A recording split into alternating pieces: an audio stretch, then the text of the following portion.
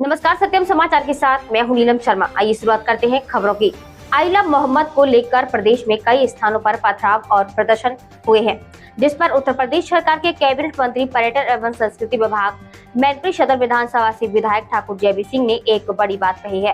उन्होंने पत्रकारों से वार्ता करते हुए पत्रकारों द्वारा पूछे गए कई सवालों का जवाब दिया है और आई लव मोहम्मद को लेकर भी उन्होंने बड़ी बात कही है।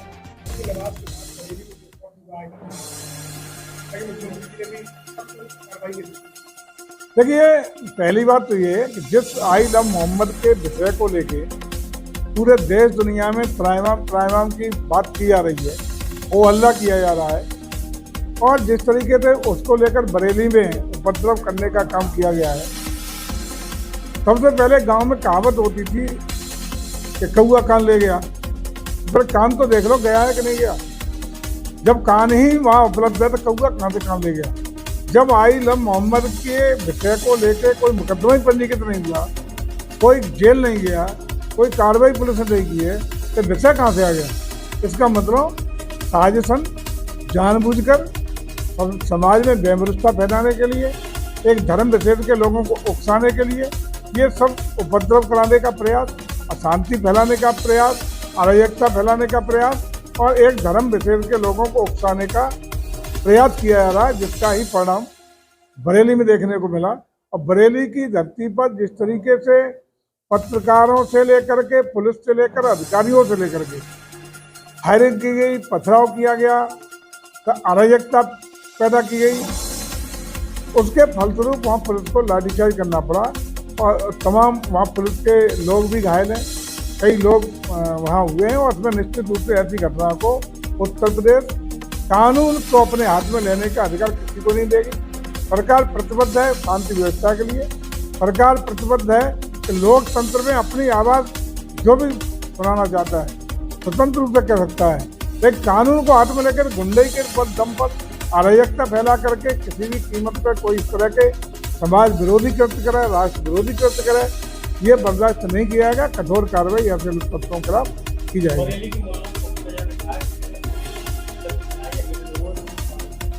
हो ही रही है, उनके कहने तो क्या है, जो भी देखिए जो भी घटना हुई है उनकी मुकदमा पंजीकृत हुआ है। जो भी तथ्य निकल के आएंगे, जो लोग जिम्मेदार होंगे, जो लोग हिंसा में शामिल होंगे, चिन्हीकरण किया जाएगा, विवेचना तथ्यों के आधार पर कार्रवाई होगी। पहले से कोई मंशा नहीं है, न किसी के खिलाफ कोई दुराग्रह से कोई कार्रवाई होगी, लेकिन जो साक्ष्य प्रमाणों के आधार पर दोषी होगा उसके खिलाफ कठोरतम कार्रवाई होगी।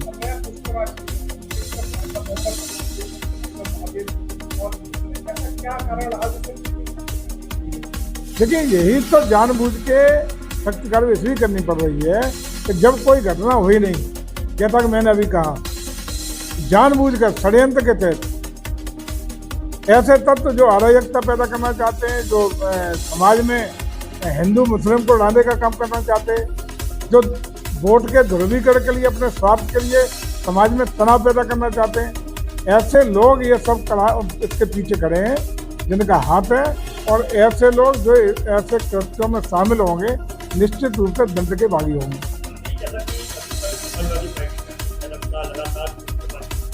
लखनऊ में एक तरफ योगी और बुलडोजर दिखाई दे रहा है, I love Yogi, I love bulldozer, क्या कहेंगे? देखिए, ये सब जानबूझ के, क्योंकि अब 27 का जैसे जैसे चुनाव नजदीक आ रहा है, कैसे कैसे जानबूझ करके लोगों को बांटने का, समाज को विघटित करने का, जाति खांचों में फिट करने का प्रयास है।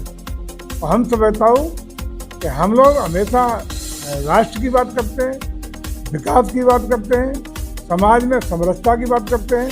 हम लोग कभी भी जातियों में बांट करके वोट हासिल करके सत्ता हाथ में आने का काम नहीं करते हैं। और आज आप सबने देखा होगा कि माननीय उच्च न्यायालय ने भी जाति व्यवस्था, जाति आंदोलन, जाति अलग अलग भिन्न भिन्न तरीके से जो काम किए जा रहे हैं जाति के आधार पर, उनको रोकने के लिए भी निर्देश दिए हैं, जिसका परिपालन भी सरकार कराने का काम कर रही है।